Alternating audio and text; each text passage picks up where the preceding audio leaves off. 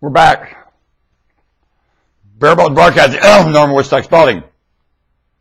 I find humans misunderstanding the challenge of citizenship, and they think they're a sucker when they live in an honest and generous fashion in their mind. That's why they don't want to, what they call, pay taxes. Hell, they won't even accomplish a surplus to pay a tax. They keep their inventory at no surplus so they don't pay taxes. Dumb. You know, how's this going to work? And believe me, it's what's behind the taxes that makes it work, not the taxes. To find it insulting to pay taxes and to have a surplus to pay it, and to consider that generosity a sucker, you are a moron. And I find the wealthiest people the stingiest. Rather than walk around and just give it away out of their hand to the most insignificant and typical, they'd rather get, and I'm not going to bring up his name. No, here's another $25,000 to Ellen Rosenblum's race for Oregon Attorney General.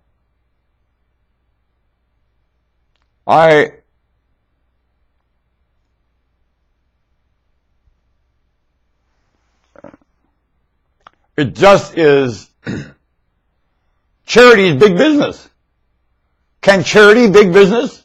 What happens when big business goes to charity? When I say big business, mental big business.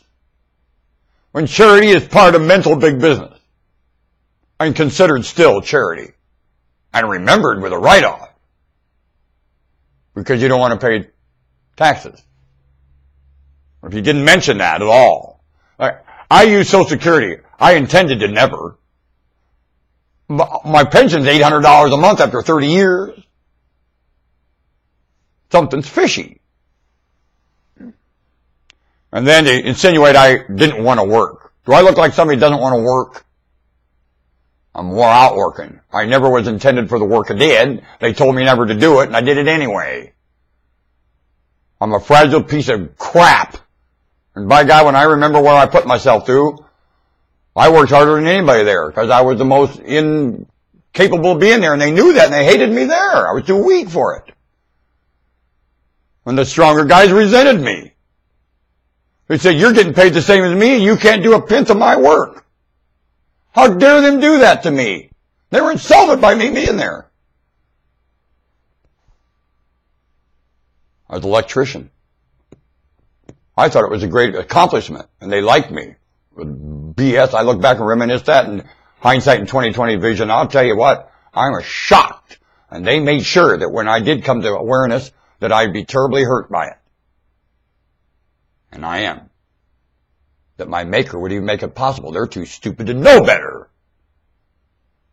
I wouldn't want to be one of their kids.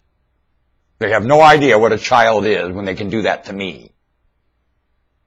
We are the same under the Lord's auspices. You like auspices?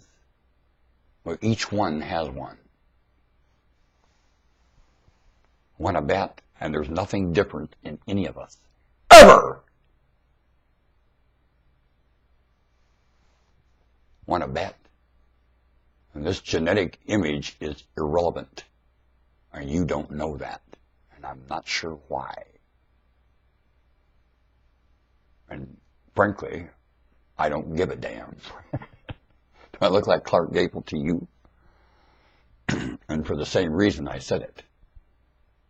It's got nothing to do with why anymore. What's going haywire here, I don't care why. That's not going to be the thing that fixes it.